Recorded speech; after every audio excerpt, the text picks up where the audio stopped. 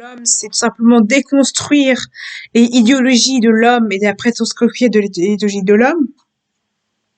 C'est la déconstruction du genre de l'homme. Déconstruction du genre, déconstruction des stéréotypes et déconstruction aussi de la performance parce qu'il y a une performance physique en tant qu'homme et en tant que... Et le problème de la performance physique en tant qu'homme, c'est que finalement, il y a une présence sociale au niveau de l'homme, comme par exemple le Japon, les pays asiatiques, les pays occidentaux et les pays africains, où il y a une pression de l'homme et seulement l'homme et l'oppression. Donc beaucoup d'hommes ont d'oppression au niveau de tout simplement qui est problématique. Et il y a ce côté où la femme a une non-connaissance du corps de l'homme. C'est-à-dire que l'homme connaît le corps, ne connaît pas le corps de la femme, mais la femme ne connaît pas le corps de l'homme. Et les sujets qui sont basés pour les hommes et qui sont des sujets pour les hommes ne sont presque jamais abordés comparés aux femmes. Tout simplement, ne sont jamais abordés. Qu'est-ce que c'est un homme? Un homme perd faire son corps. Un homme sait avoir un homme. Qu'est-ce que c'est un homme? Qu'est-ce que c'est une femme? L'homme performer son corps pour montrer la masculinité, ce côté masculin, montrer sa masculinité, montrer la partie lui-même qui est masculin. Et est-ce qu'on parle simplement de la sexualité en l'homme? Est-ce qu'on parle des relations intimes avec l'homme? Est-ce qu'on parle tout simplement de la vie sociale, de la pression que peut avoir l'homme? Est-ce qu'on parle des relations amoureuses, sentimentales de l'homme? On ne parle pas. Et est-ce qu'on parle de l'oppression de l'homme au niveau intime et comment on peut avoir une oppression sur ça? On ne parle pas de l'oppression de l'homme sur l'oppression qu'il peut avoir sur sa partie intime. L'oppression de la taille de sa partie génitale, l'oppression pour ça. L'oppression des hommes qui ont une poitrine. L'oppression du fait que un homme qui a une poitrine va pas considéré comme un homme parce qu'il a une poitrine ou parce qu'un homme a une menstruation n'est pas considéré comme un homme parce qu'il a une menstruation. Et justement, le problème, c'est simplement, on normalise en disant qu'on normalise pas ça. Et le problème, simplement, c'est le fait que l'homme, tout simplement, le problème, simplement, c'est que l'homme, en général, pour ce sujet-là, ne sont pas abordés. C'est-à-dire qu'un homme qui a ses menstruations n'est pas un vrai homme parce qu'il a ses menstruations et qu'il a ses menstruations et que c'est pas comme masculin. Parce que l'homme ne peut pas procréer, l'homme ne peut pas avoir un enfant. Et justement, ça veut stéréotype de ça enlève l'homme trans qui va avoir un enfant. Et ça enlève certains hommes qui ont un utérus. C'est-à-dire que c'est c'est-à-dire que c'est simplement l'homme qui porte un utérus et qu'on est comme pas un homme parce qu'il porte un enfant. Est-ce qu'on peut pas plus ou moins dire que l'homme est égal à la femme au niveau porter un enfant? Est-ce que simplement le problème de la performance et de la paternité, qu'est-ce que c'est l'oppression d'avoir un homme paternité? Parce que en fait, la paternité pour un homme et pour une femme n'est pas du tout pareil. Et c'est l'accompagnement psychologique, mental de la paternité et de la paternité d'une femme. Et simplement, l'homme dans la religion est basé sur la paternité et la paternité, c'est l'homme qui procrée. L'homme doit procréer, l'homme doit procréer, l'homme l'homme ne procrée pas, l'homme, il fait l'enfant, il produit l'enfant, il le fait. L'homme doit juste faire l'enfant et doit juste passer une génitaux, il doit juste prendre un temps et justement performer pour travailler.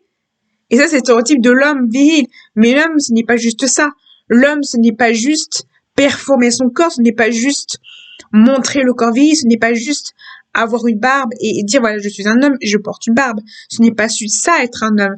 Ce n'est pas juste performer et montrer que l'homme est forcément une barbe. Ce n'est pas juste scientifiquement. Scientifiquement, on dit qu'un corps est un corps. Ça veut dire que le corps d'un homme peut tout simplement être idéalisé, peut tout simplement être différentes formes, différents formats, différents corps, différentes parties intimes, différents esprits. Un homme, c'est un ressenti. Comme une fois, c'est un ressenti, c'est une conscience sociale. Un homme et une femme, conscience sociale. Donc, en fait, l'homme se construit en fonction des envies qu'il peut avoir et des dysfonctions qu'il peut avoir. L'homme, en général, socialement, au niveau socialement, un homme n'aurait pas la même production qu'une femme au niveau de beaucoup de choses. Il y a ce côté où l'homme ne produit pas la même chose, tout simplement, et n'a pas une vie sociale. Je dirais qu'au niveau social, c'est pas du tout pareil. par exemple, va faire la même chose, ne pas produire le même truc, ne pas produire le même sentiment, la même ardence et le même ressenti qu'on peut avoir. Le problème, c'est on ne peut pas accuser l'homme de tout simplement, mais en fait, déconstruire l'homme, déconstruire cette oppression qu'on peut avoir du fait de toujours performer le corps, performer l'envie d'être au corps, le performer, le côté de performer, montrer son corps, prouver masculinité, prouver la masculinité en se cachant la masculinité toxique, en disant la masculinité toxique, tout ça. Mais masculinité toxique, est-ce que c'est pas aussi dans l'homme en général? La masculinité toxique, est-ce que c'est pas exactement dans l'homme en général? Et je vous dis tout simplement, le problème majeur qu'on peut avoir, c'est est-ce que tout simplement le problème, c'est pas justement le fait que l'homme ne peut pas performer? Est-ce que ce n'est pas le problème que nous, les hommes, on a tendance du mal à performer les choses? On a tendance à... On doit comprendre les femmes, mais est-ce que les femmes essaient de nous-mêmes nous comprendre? C'est le truc. Est-ce que l'homme et la femme n'ont pas un problème de communication au niveau des communications? Est-ce qu'il n'y a pas un problème de communication de construire aussi l'image de la femme qui performe son corps, la femme qui montre son corps, la femme qui désire son corps, qui affirme son corps, et montrer que une femme, ce n'est pas juste une poitrine, des seins, le maquillage, du rose, qu'un homme, c'est pas juste du bleu géniteur qui porte, ce n'est pas juste ça, que c'est autre chose que ça, que tout simplement l'homme scientifiquement et au niveau psychologique, que la psychologie peut que dans la psychologie on dit que l'homme, comme on dit souvent souvent dans les images de Freud ou de d'autres philosophes, la femme et l'homme peut ont quand même des choses hyper réelles, c'est-à-dire qu'il y a des choses qui sont similaires mais d'une manière différente. Et on dit que fonctionnel de l'homme est tout simplement, et qu'il y a des corps différents, et que le corps de la femme peut très bien être égal à l'homme en beaucoup de choses. C'est-à-dire que finalement, il y a une partie philosophe. L'homme et la femme est une formation, et que la partie biologique est une partie différente. En fait, on doit séparer le sexe, le genre et la biologie. Parce que finalement, est-ce que la biologie fait tout finalement pour tout? Finalement, la performance physique, c'est simplement montrer son corps, performer son corps pour que son corps idéalise pour le regard des autres, ce que les gens voient de toi, ce que les gens doivent être de toi. Justement, l'idée du genre, justement, exprimer le genre. Le genre, c'est justement, tu montres ce que les gens voudraient de toi, mais ce qu'il y a à l'intérieur de toi, ton ressenti personnel. Et c'est ça aussi. Est-ce qu'il y a la possibilité de, par exemple, un homme qui n'a pas de barbe, qui est imberbe, ce n'est pas forcément un homme parce qu'il est imberbe, et que l'imberbité, tout simplement, pourquoi forcément avoir une barbe? Pourquoi forcément avoir une voix grave quand on est un homme? Pourquoi forcément avoir une voix grave?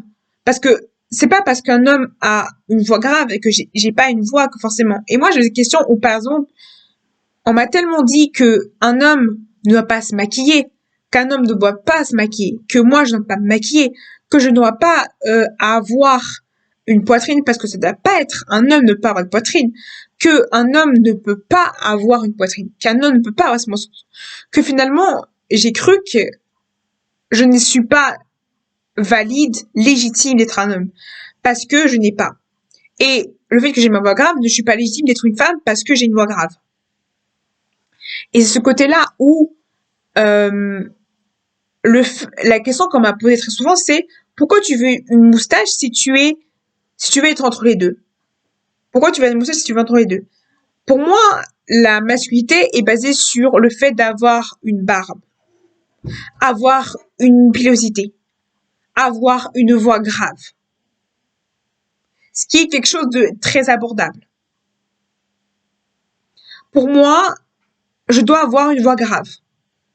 Avoir une voix grave pour être une femme. Et j'entends beaucoup l'idée dans les religions de Adam et Ève, les dents de Adam et Ève. Ils ont pris la pomme et ils ont simplement ils ont pris la pomme et ont simplement Adam et Ève. Et je vois beaucoup cet exemple-là en disant, oui, mais la religion, tout ça. Mais est-ce que Adam et Ève a des preuves scientifiques? Mais Adam et Ève fait partie d'une historique religieuse, qui est une historique religieuse. La religion a une historique et des traditions religieuses. Et tu vois déjà que l'exemple de la religion, à l'exemple déjà l'identité de l'homme à l'époque religieuse était différencier. Déjà, avec comme une performance que des fois à l'époque, le moment où Jésus prend une femme de joie et tout simplement baise, on voit très bien l'identité de l'homme et de la femme déjà dans la Bible en général. Donc dans la Bible, il y a déjà ce côté religieux, ce côté de l'exemple de l'homme. L'homme, pourquoi l'homme en général se lève les pieds par la femme qui tout simplement lave les pieds. Ce côté religieux où l'homme a tout simplement lavé la femme, tout simplement. Et pourquoi l'homme doit montrer les genoux.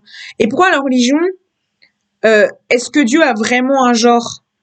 Pas vraiment. En fait, il n'y a pas vraiment de genre. Et en fait, on voit Jésus, il n'y a aucune femme. Il y a eu il y a eu une femme qui était sur le dos de Jésus et qui a comment disparu après. Mais on voit que déjà, il y avait une idée sociale, on voit que l'homme, Jésus, qui était différent, s'est fait rejeter parce qu'il n'était pas dans le stéréotype de l'homme en général. Il n'était pas le stéréotype de l'homme, il n'était pas le stéréotype de l'homme, il avait les cheveux longs, il avait beaucoup de choses. On voit que déjà Jésus il y avait beaucoup de disciples qui sont fait rejeter parce qu'il n'était pas dans le stéréotype de l'homme en général. C'est-à-dire que, on voit déjà dans l'époque de la religion, il y avait déjà cette époque-là de la religion. Après, je m'aventure beaucoup dans la philosophie aussi. Moi, d'ailleurs, dans la philosophie, que l'homme dans la philosophie est très vaste. C'est-à-dire qu'il y a ce côté de vastitude dans Freud ou dans beaucoup de philosophes. On voit très bien que le corps, tout simplement, et l'esprit peut très bien être intéressant. On voit très bien que tout simplement, il y a cette partie où le corps est d'une fluidité incroyable parce que l'homme, on décrit l'homme comme quelqu'un qui est performant par sa sexualité, mais pas et par son physique, mais pas par l'intelligence de l'homme. Parce que l'homme n'est pas juste dans son intelligence. Et à ce côté où c'est barbare, parce que finalement, c'est tout simplement ce côté où l'homme ne peut pas montrer sa féminité et exprimer sa féminité. Je pense que chaque homme et chaque femme a une part de féminité, a une part de masculinité. Il y a comme chaque femme est constituée de testostérone et d'œstrogène. Chaque femme et chaque homme est constituée d'œstrogène et de testostérone. C'est-à-dire que chaque femme et chaque homme est constitué de testostérone et d'œstrogène. Ce qui est intéressant, c'est le fait que l'homme en général performe. Et justement, j'ai une vidéo sur un TikToker tout simplement qui disait que je fais un exemple tout bête, si un homme à seins avait des seins nus, est-ce que ça choquerait? Non, ça ne choquerait pas. Parce que pour des gens, le fait de voir un homme avec des seins ne choque pas du tout. Est-ce que ça choquerait un homme qui est en caleçon? Ça ne choque pas. Parce que on voit que l'homme avec des seins ne va pas choquer parce qu'on va dire, voilà, c'est un homme, c'est une poitrine, c'est tout à fait, il y a une certaine, cette vidéo où on aime ça, chacun a trouvé normal, mais beaucoup de femmes se sont plaintes en disant, oui, mais ce n'est pas juste, c'est un homme, il doit pas montrer ses seins. Pourquoi la femme n'a pas de le faire? Et je pense aussi ce côté égalitaire où l'homme a le droit simplement de montrer son torse, mais est-ce que déjà, plutôt de dire ça, déconstruire déjà l'homme, est-ce que déjà l'homme à sein est accepté? Souvent, l'homme qui dessine une poitrine part à cause de son obésité ou à cause qu'il y a un problème d'obésité ou parce que tout simplement il porte un poids, parce que l'homme qui porte un poids est souvent rejeté parce que simplement il a du poids en disant l'homme qui a un poids, l'homme qui prend un bide, l'homme qui a un poids et un homme qui est généreux, un homme simplement ou problème de santé ou tout simplement l'homme en général quand il prend du poids directement est un problème. Et l'homme qui a sa menstruation ou qui simplement décide de garder sa partie intime, de garder un vagin clairement, est tout simplement rejeté pour ça. Parce que, clairement,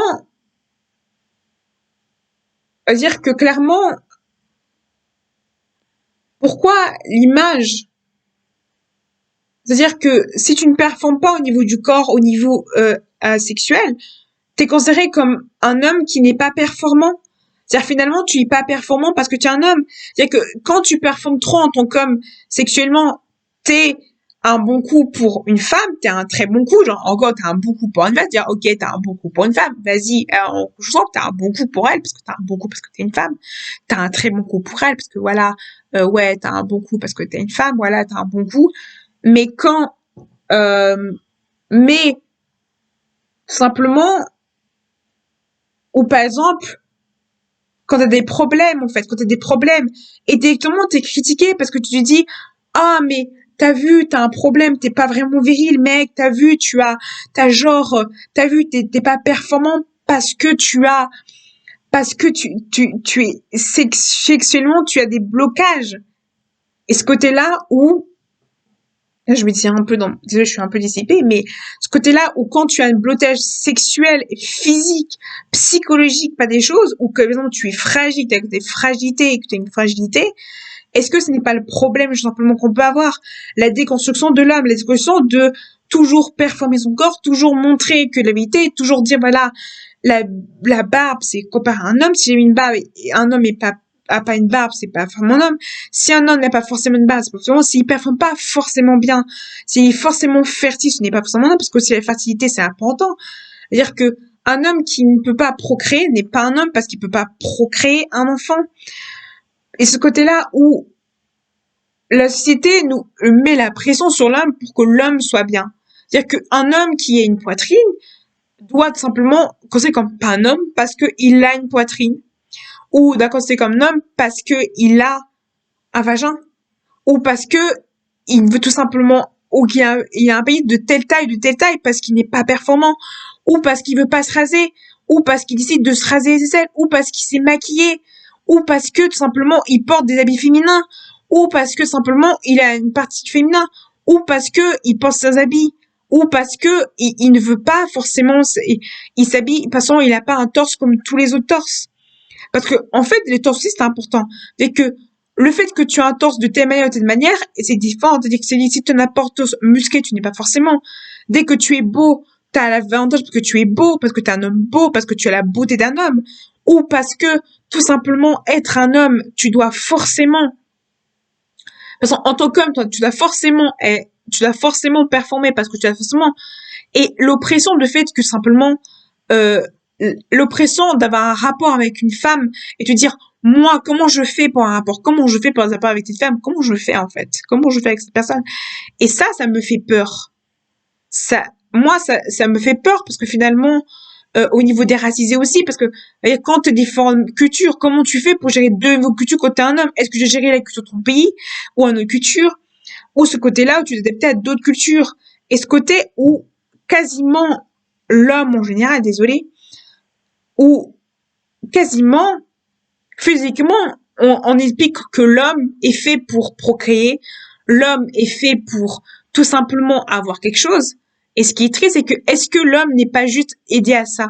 Est-ce que on peut voir au-delà de l'homme, au-delà de ses performances, au-delà de son corps, au-delà de l'esprit, au-delà de ses pensées, au-delà en fait du corps et de l'esprit d'un homme? Je vais dire ça, mais est-ce que on peut pas juste penser que euh, par exemple, je dis simplement, par exemple, la mythologie grecque, par exemple, on voit que l'homme est considéré au-dessus des femmes, ou que l'homme est considéré comme un dieu grec, qu'il faut tout simplement, le dieu grec, historiquement, on voit beaucoup les dieux grecs, par exemple les rois, comme ils étaient traités, et comme on dit que historiquement, il y avait beaucoup ce côté de performance de l'homme. On voit que, historiquement, on voit que, par exemple, à l'époque, il y avait beaucoup de perruques, de maquillage, d'androgynité dans le milieu du Moyen-Âge, et le milieu de l'homme où il y a performance de l'homme, ou carrément performance en faisant des trucs gladiateurs, et qu'on performait l'homme. Ou à l'époque de Jésus-Christ, ou à l'époque du Coran, on voit que l'homme n'est pas du tout considéré pareil, ou vraiment c'est ce côté où l'homme et la femme étaient complètement différents, ou l'esclavage, ou à l'époque où l'homme était complètement séparé de l'idée c'était séparé, parce que comparé aux hommes, et ce côté-là où, littéralement, où, tout simplement, le problème, ce n'est pas ça. Le problème, c'est de déconstruire non seulement pas le genre, mais aussi l'homme en général. Déconstruire l'homme. Parce que je pense que le problème de la société, c'est le problème aussi, c'est pas ça. Ceci, le problème, c'est que les femmes ne connaissent pas le corps de l'homme. Moi, ça m'est arrivé, je pense très souvent, que les femmes ne connaissent pas le corps de l'homme. Ils ne connaissent pas. Beaucoup de femmes ne connaissent pas le corps de l'homme. Ils ne savent pas comment est le corps de l'homme. Ils ne savent pas dire comment est le corps d'un homme. Ils ne savent pas désirer le corps d'un homme. Et je pense que ça fait beaucoup d'oppression vers l'homme. Et je pense qu'il n'y a pas que l'oppression vers la femme, mais aussi de l'homme. Nous, les hommes, on est permis de rentrer dans un trou, d'un autre trou. Ça fait peur. Ça fait peur d'entrer dans un trou de quelqu'un d'autre. Ça fait peur. Et ça, on se dit, ouais, mais même, je veux dire, prendre un go de ceinture et se dire, voilà, je vais performer. Et ça, même, pour un homme, de dire, voilà, je le fais. Limite, c'est considéré comme quelque chose de pas normal. Même une prothèse. J'ai même porté une prothèse ou même fait une opération et dire que c'est d'autres choses. C'est quand même une performance. Et simplement, c'est ce côté-là où, même pour ça, t'es considéré comme un homme parce que finalement, c'est ça. Et il y a une oppression. Il y a une oppression parce que finalement, tu te dis, mais si je réussis pas à faire le mot, est-ce que je suis bien? Est-ce que je vais faire? Est-ce que je fais ce que je veux? Est-ce que je peux faire cette femme ou pas? Et tout ça, c'est une question que je pense pas que les femmes se posent forcément. Et moi, quand on explique à une femme ce qu'un homme a besoin, la femme comprend. Est-ce que si une femme, on explique à une femme ce qu'elle a besoin, mais aussi la déconstruction de la femme aussi, parce que la femme doit être déconstruire aussi. Je pense qu'on doit aussi déconstruire la femme en général, parce que je pense que justement c'est pour ça aussi que je suis pas pour les féministes, parce que il doit battre contre l'homme doit comme ça, contre l'homme, être l'homme. Je suis pas contre les féministes, je suis pas contre ni pour les féministes, mais je pense qu'on doit déconstruire la femme aussi. Déconstruire l'image de la femme en général. Déconstruire l'image sexuelle de la femme. Parce que je pense qu'aussi la femme doit déconstruire aussi. Et je pense que... Désolée. Je pense que déconstruire la femme était très important. Moi, je pense qu'il faut déconstruire la femme. Déconstruire les performances de la femme. Déconstruire les relations de la femme. Pour moi, il faut déconstruire la femme. C'est important de déconstruire la femme pour moi. Pour moi, déconstruire une femme est importante.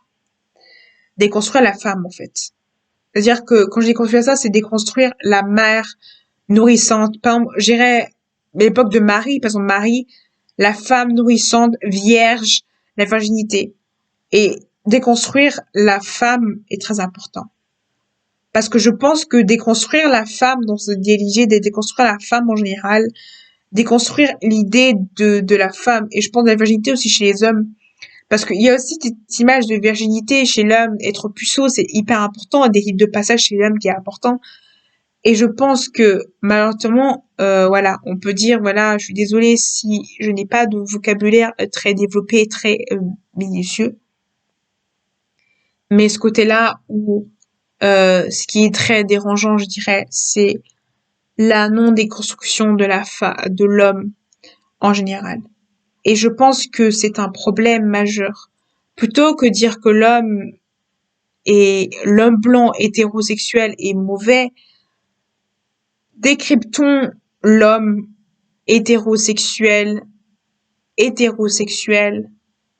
blanc, riche, de l'argent. Et plutôt déconstruisons l'homme en général. Déconstruisons les stéréotypes de l'homme en général. Déconstruisons l'idéologie de l'homme performant, de l'homme qui doit toujours montrer à la femme, montrer à la société qu'il doit bien être un homme, montrer physiquement qu'il est bien un homme, montrer que un homme doit être un homme, montrer que l'homme est viril, montrer que l'homme doit être bien. Je pense que montrer que l'homme est toujours doit être bien, montrer que l'homme doit être quelque chose. Faut pas montrer que l'homme est l'homme, en fait. Faut pas montrer que l'homme est toujours un peu viril. Faut montrer que l'homme est capable de faire d'autres choses que ça. Montrer que l'homme a d'autres images. Et ne pas s'amputer les métiers de l'homme en disant que l'homme doit faire certains métiers parce que c'est un homme. Et je pense que le sexisme inversé existe aussi. Le sexisme inversé, c'est-à-dire que c'est les femmes qui sont contre les hommes. Contre la déconstruction des hommes, contre la destruction des hommes complets. Et je pense que c'est vraiment une pensée, comme a dit Dani Caligula, c'est une pensée très queer. Et je pense que la pensée queer est une pensée où déconstruire, en fait, c'est pas une discussion que du genre, c'est aussi une discussion de la femme en général. Déconstruire la femme. Déconstruire l'idéologie de la femme. Déconstruire de la femme. Il faut déconstruire la femme en général. Déconstruire la femme. Parce que déconstruire la femme est important. Moi, je pense que ce qui est important, c'est déconstruire aussi la femme en général. Et je pense que majoritairement, on parle pas de sujet d'homme. Et moi, je vois très souvent des femmes ne pas savoir comment est le corps de l'homme. Ne pas savoir comment se comporter en tant qu'homme. Ne pas savoir comment se comporter avec nous. Comment être avec nous. Et je pense que plus on voit des gens déconstruits, plus l'homme, plus on parle de sujet d'homme, plus l'homme va se déconstruire. Je pense que dans les éducations sexuelles, on n'apprend pas aux hommes les choses qu'ils doivent apprendre, qui sont réelles, comme les relations sexuelles, comme les relations avec les femmes, comme la société, la pression de société. On n'apprend pas ça aux hommes. On n'apprend pas à des constructions des hommes et on apprend pour des stéréotypes de l'homme en général. Et je pense que ces stéréotypes, ça met l'oppression envers les hommes et je pense que l'oppression envers nous, les hommes, nous, les personnes queer, et je pense que ça fait aussi une influence au niveau du genre beaucoup. Je pense que l'oppression de l'homme, l'oppression de l'homme, le genre de l'homme est une oppression. Ce n'est pas que sexuel, c'est aussi du genre aussi. C'est une oppression au niveau de l'homme, du genre. Une oppression de l'homme, du genre de l'homme. Basée sur une idéologie religieuse et biologique de l'homme. La religion est une cachette et qu'on voit dans la religion, il y avait déjà beaucoup de déconstruction dans la religion. Et pour regarder dans les effets de la Bible, pour regarder dans les effets de la Bible et pour regarder dans les effets du Coran et même du bouddhisme, il y a déjà une déconstruction. Déjà dans le bouddhisme, il y a beaucoup. Bouddha déconstruit complètement l'idée de genre où il parle d'un ressenti, d'une énergie. Et dans la déconstruction religieuse et au Coran, on parle beaucoup d'énergie et aussi de cette religion. Et l'image de Satan est une image erronée. On a une image de Satan qui est une image erronée. Satan peut être tout et rien. Dieu peut être tout et rien. C'est juste des messagers de Dieu. C'est pas des messagers de Dieu, mais juste des disciples de Jésus. Disciples de Jésus, disciples de Dieu, disciples de Jésus ou de Dieu. Voilà, tout dépend des versions que je peux avoir. Désolée, c'est très nuancé. Mais on peut voir déjà la déconstruction qu'il y a déjà. Il y a déjà une introduction dans la religion, déjà d'introduction, il y a beaucoup de déconstruction dans la religion. Comme par exemple les cheveux de Jésus, on voit les cheveux de Jésus, on voit certains de voix. Et il y avait déjà des exemples de déconstruction dans la religion.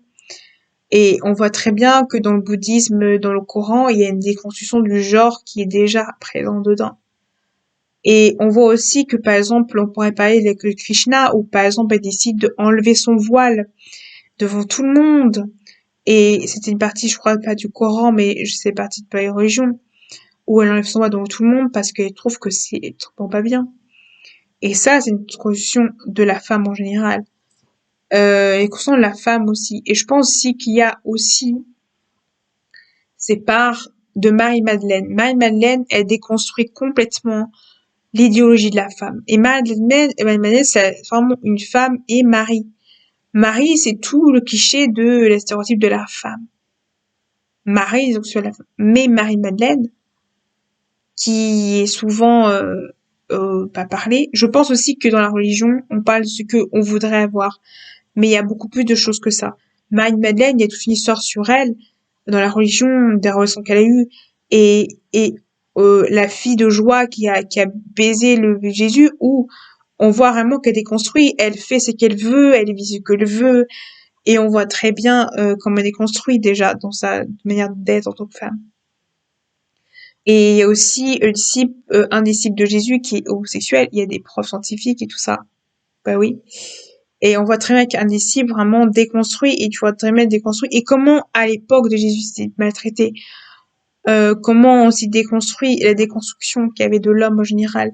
Et on voit à l'époque aussi déjà de comment l'homme s'est déconstruit à l'époque de la Renaissance avec Louis XVI qui s'habillait traditionnellement en femme et d'autres qui s'habillaient en femme et qui montraient l'exposition ou certains qui et tout simplement ou qui décidaient de certains rois ou certains notables ou de gens mettaient l'opposition au meilleur de la femme, dire que finalement en fait historiquement s'il y a une partie historique, il y a une philosophique, il y a une psychologique, on voit que l'homme évolue, on voit que l'homme commence à déconstruire de manière où l'homme ce n'est plus l'homme viril, légendé comme ça. Dans les légendes grecques, il y a beaucoup de déconstruction, et même aussi astrologique. Sans pas aussi astrologique, il y a beaucoup cette puissance de l'énergie de la puissance astrologique. Et je pense aussi qu'il y a beaucoup ça aussi. Ça, vous pouvez voir dans les sources que je peux dire, on peut y voir dans le Coran, on peut y voir dans la religion, on peut y voir dans beaucoup d'effets, dans les trucs scientifiques et biologiques. On peut y voir dans les trucs de Freud aussi, l'homme et la psychologie de l'homme. Vous pouvez y voir aussi dans la parentalité, comment la parentalité chez l'homme a été plus égalitaire que la femme. Et comment certains hommes, des fois, se mettent à une position féminine dans la manière d'être. Et comment ça pourrait être. Et je pense aussi qu'il y a cette partie-là aussi. Une partie psychologique, une partie mentale de l'homme. Parce que l'homme, sexuellement, n'a pas la même, a une psychologie différente de la femme, mais il y a beaucoup de choses qui sont réelles.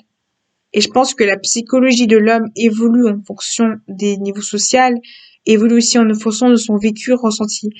C'est-à-dire que l'homme, en dehors des conventions sociales, en dehors des conventions sociales, l'homme est complètement humain. C'est-à-dire qu'en dehors de son genre de sexualité, l'homme est humain. C'est-à-dire que l'homme fait des défauts et des qualités. L'homme, en dehors, peut se faire désinfluencer par les conventions sociales et par le genre. Il peut être influencé. Et la femme aussi peut être complètement désinfluencée par du genre, et tout simplement, mais on parle justement de l'homme. Et la femme est basée sur le fait de simplement ne pas la femme vierge, simplement. La femme qui ne prend pas d'enfant, la femme qui passe son, justement, le problème, justement, ça aussi, de la femme, comme j'ai dit pour l'homme, c'est tout ce côté-là où la femme est comme procréer. La femme, une poitrine féminine avec du rose, famille, tout simplement, de la femme.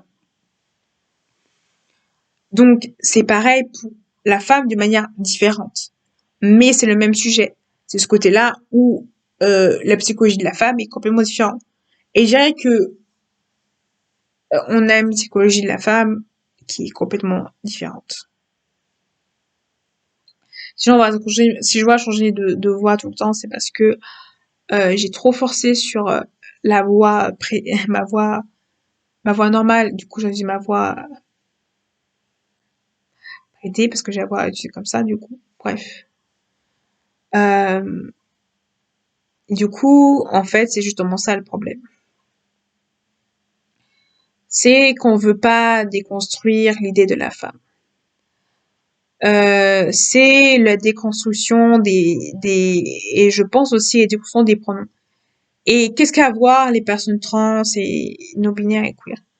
C'est justement ça le tout, c'est que si d'abord déconstruire le genre, il faut déjà déconstruire les stéréotypes de genre, l'hétéronormalité.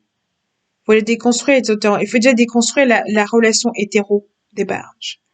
Faut déconstruire les relations hétérosexuelles, les relations hétérosexuelles et les relations hétérosexuelles, d'avant déconstruire le genre, déconstruire le genre queer. Parce qu'en fait, une personne queer, non binaire et trans, déjà, il est déconstruit dans un truc qui est pas déconstruit, déjà, il va directement stéréotyper son genre. C'est que il va être dans les stéréotypes de genre et il va directement se construire dans un transsexualisme.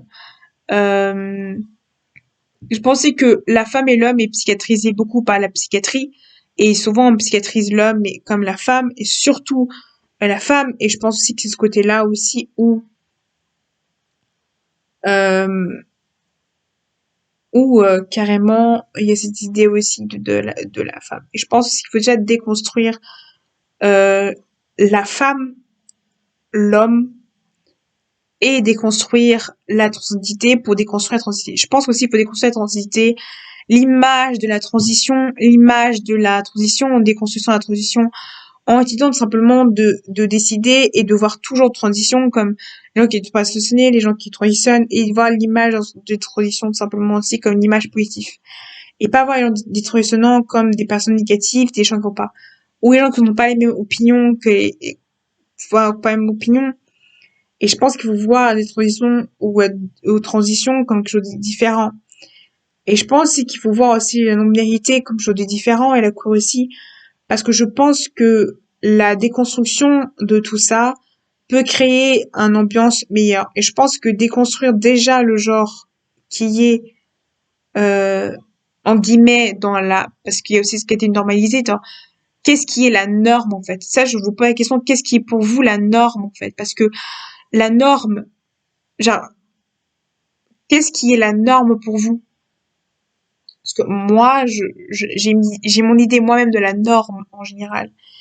Et je pense aussi qu'il y a ce côté-là, je vais encore débattre encore sur autre chose, c'est la norme de l'intelligence de la personne. Est-ce que l'intelligence peut pas forcément, ou la beauté, parce que justement aussi, des fois, le fait d'être trop beau aussi, le fait d'être trop beau ou trop belle, je sais, je me dis beaucoup dans mes sujets, d'être trop beau ou trop belle, des fois, le fait d'être belle et beau te donne des privilèges parce que t'es belle et beau, le privilège de l'homme, le privilège de la femme, sur la beauté, sur les métiers médicaux, sur le fait d'être beau, et du coup, tu as du succès parce que tu es belle et beau, et le fait d'être belle et beau, et simplement d'avoir des privilèges parce que tu es belle et beau.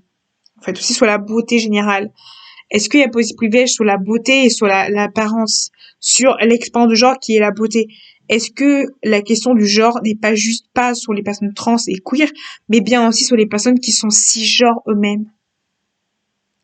Est-ce que l'identité de genre n'est pas juste aussi une question pas de transgenre ou de non-binaire, de binarité et de transsexualisme, mais bien sûr sur le cisgenre, le cisgenrisme, je sais pas si c'est français ou pas, le cisgenrisme de la pleine sens. Est-ce que ce n'est pas plus le fait de voir le genre, en fait? La posé la question du genre, la question du genre, la question du genre, la question de la femme, de son genre et de son constitution sociale, de la femme. Est-ce que c'est pas plutôt la question de la question de genre de la personne cis? Ouais, c'est ça la question que je vous pose. Est-ce que c'est pas la sexualité de la personne cis, genre ou de sexe assigné qu'on a posé d'abord la question? Est-ce que déjà le sexe assigné, on doit se remettre en question et déconstruire le sexe assigné aussi? Pour déconstruire ça et pour reapprendre des choses. Parce que je crois que c'est une question que je me pose très souvent, c'est est-ce que on peut pas redéconstruire quelque chose qui est encore déconstruire? Est-ce que la déconstruction des pronoms n'est pas, est-ce que les pronoms ne pas juste, est-ce que, comme je dis, les pronoms ne sont, comme je dis, est-ce que les pronoms neutres ne sont pas juste, on peut pas juste normaliser pour que tout le monde a les pronoms neutres. Est-ce que, euh, comme je dis, les personnes non binaires et trans sont des personnes qui ont les choses d'une manière différente.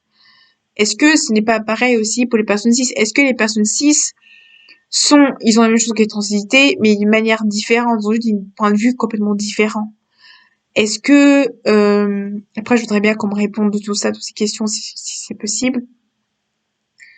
Est-ce que, les pronoms inclusifs, comme je dis, les pronoms inclusifs, je pense aussi que il y a des personnes trans aussi qui utilisent le pronom inclusif ou des alliés qui utilisent aussi le pronom inclusif pour retourner l'obésité. Est-ce que les pronoms inclusifs, on peut pas intégrer ou hétérosexualité ou hétérosexualité, cisgenre, simplement, est-ce que c'est un cisgenre ne peut pas dire, c'est un cisgenre aussi utilise les mots inclusifs, comme par exemple les féministes qui utilisent le mot inclusif aussi. Donc, est-ce que l'inclusivité n'est pas juste comme même simplement inclusivité? Est-ce que changer les pronoms socialement, on n'est pas aussi déjà échanger les pronoms qui sont déjà existants, propose déjà qui sont des pronoms. Qu'est-ce que c'est il, qu'est-ce que c'est elle dans les pronoms français inclusifs? Qu'est-ce que c'est les pronoms féminins? Est-ce que les pronoms féminins comme les pronoms elle ou il, qu'est-ce que ça définit dans la société? Qu'est-ce que ça peut être dans la société? Qu'est-ce que ça peut être dans la société? Est-ce que ça pourrait être? Et j'ai l'impression que, en général, j'ai l'impression de pas trouver mes réponses souvent. Je lis des livres, je lis des podcasts, j'ai l'impression de pas trouver ma solution à mes questions. Est-ce que les pronoms comme il et elle, ou comme les pronoms inclusifs, où ça a été créé, comment ça a été fait, et pourquoi c'est pas cité, pourquoi l'intégration de ça, pourquoi l'état civil, pourquoi les papiers administratifs sont état civil, pourquoi remonter en question les papiers civils et les papiers d'identité de identifier un genre ou identifier la femme dans un papier administratif. Est-ce que c'est pas la question de identifier un genre? Est-ce que les mettre un troisième genre d'identité peut forcément de ça? Toutes ces questions que je me pose et que peut-être je n'aurai jamais la réponse. Et ces questions qui sont peut-être et la société en général. Et je pense que beaucoup de personnes queer, militants, ou de personnes en général queer en général, ou des personnes féministes, ou tout simplement comment on dit les super hétéros se posent la question peut-être. Je pense qu'il y a souvent des super hétéros ou des personnes qui sont féministes qui vont se poser la question, des personnes féministes ou des personnes qui sont comme un mouvement, je sais plus comment c'est votre mouvement, je suis désolée. Euh, les les personnes qui sont les hommes qui tout simplement apprennent sur la communauté homme, qui sont aussi comme les féministes mais de manière masculin. Je ne connais pas le terme précisément, mais est-ce que ce n'est pas juste une question d'éduquer? Euh, Moi, je pense que comment s'éduquer de manière éducative, si je pense regarder des podcasts, lire des livres, s'éduquer sur ça, apprendre, apprendre le lexique, apprendre des choses, poser des questions aux gens, poser des pronoms, apprendre aux gens. Moi, je pense que juste apprendre, demander les termes à une femme, je pense que normaliser le fait de demander pas qu'une personne trans ou pas qu'une personne non binaire, mais demander aux femmes classiques même aux femmes cis, quels sont les pronoms, comment ils veulent qu'elles définissent. Je pense que je demander à une femme ou demander à un homme comment ils définissent en personne cis peut aussi régler les problèmes. Parce que je pense que l'égalité entre les genres et ne pas mettre, je pense que on se met chacun dans des cases de genre, et je pense que ces cases, c'est sûrement les pressions de la société en général qui met dans une case de trans, non-binaire, à genre, gender fluide et tout ça. Tout ça, c'est des cases sociétales, c'est des cases de la société qui nous a donné tout ça. C'est des cases que la société nous a donné en général. Après, je sais que c'est pas forcément tout le monde va être d'accord avec ça, mais je pense que simplement, c'est justement le problème toujours. C'est avant, c'était juste des deux hommes qui s'aimaient, c'est juste deux femmes qui s'aimaient, on n'avait pas de mots général. Après, est-ce que mettre des mots et réapproprier des mots n'est pas forcément, par exemple, utiliser PD, win ou noir ou gros, réapproprier des mots ou réapproprier comme réapproprier des mots négatifs, on réapproprie un féministe ou simplement, ou réapproprier des mots masculins comme beat et réapprendre comme des mots ou pédale comme pour approprier ses propres mots, pour ces mots-là soient réappropriés et reprendre ses propres appropriations de ces mots. Pourquoi tout simplement je ferai vraiment l'exemple de Benjamin qui est un TikToker où me dit mais pourquoi vous me voyez comme quelqu'un qui est pourquoi vous me voyez comme quelqu'un qui est forcément homosexuel parce que je sors avec un homme? Et ce question c'est ça aussi, pourquoi forcément mettre un genre, forcément idéaliser, forcément parce que les personnes A est un type, forcément mais sexualité, forcément parce qu'il y a un homme, forcément parce que j'ai un homme. Ça c'est l'idéologie que non. C'est-à-dire qu'au-delà de ça, on, on projette quelque chose, donc quelque chose qui est projeté en fait, on projette quelque chose qui est quelque chose même si on connaît pas la personne, on va forcément juger. Il y a le premier avis, deuxième avis, deuxième avis. Elle s'analyse du comportement humain, que chaque comportement, chaque situation sociale a un comportement différent et une analyse différente des choses et du comportement humain et être humain de la situation et du comportement lexical, de lexique, du comportement de l'idéalisme et du fantasmique de l'humain et du côté aléa de la vie et du côté aléa de l'expérience et du vécu personnel de la personne, et en fonction du lexique et des pronoms prononcés, en fonction de la politesse du pronom, du sujet, du privé ou du public, peut créer des problèmes. Et du contexte aussi au niveau culturel. Et je pense que la culture, beaucoup de ça influe sur la société en général. Je pense que les gens qui ne connaissent pas, les gens qui n'ont pas connu, n'ont pas eu l'occasion de avoir cette éducation-là, une éducation posée sur des choses. Et je pense que pas tout le monde a accès à cette éducation prononcée, éducation qui peut. Et je pense aussi que le côté de validation de légitimation chez l'homme ou chez la femme est basé sur côté sociétal et aussi basé sur la personne en général et sur la personne elle-même. Parce que en dehors du genre, en dehors de la sexualité, on est tous des êtres humains, on est tous des humains en fait, en dehors de ça. Et en dehors de ça aussi, je pense aussi en dehors de ça, c'est tout ça est basé sur des choses. Tout ça, je précise que tout ça est basé sur des choses littéraires, sur la philosophie, sur Freud, sur la philosophie, sur mon vécu personnel, sur mon ressenti personnel, sur mes vécus personnels, sur les choses que j'ai lues, les potes que j'ai lus, les personnes que j'ai lues, les youtubeurs que j'ai regardés, les gens que j'ai regardés. Donc tout ça, c'est une conclusion sur les vécus et le ressenti que je peux avoir et sur le vécu que j'ai vécu. Donc, on peut se baser sur simplement en disant oui, mais où sont tes preuves biologiques? On peut regarder la Bible, c'est basé sur les éducations religieuses que j'ai eues aussi et sur le fait des études que j'ai vécues. Donc, j'ai vu quand même fait des études, voilà. Donc, tout ça est basé simplement sur ce que j'ai vécu. Précisons que tout ça est éducation que j'ai fait. Voilà. Donc, on peut clarifier de choses comme choses intéressantes. Et la question du genre est basée sur mon vécu. Donc, c'est basé sur mon vécu et c'est basé sur les choses que j'ai vécues. Donc, clairement, voilà. Voilà. C'est la conclusion de cette vidéo. Je sais, elle était très très longue, mais j'avais beaucoup de choses à dire sur ça. Et voilà. Si jamais il y a des gens qui, voilà, c'est pacifique et bien tout.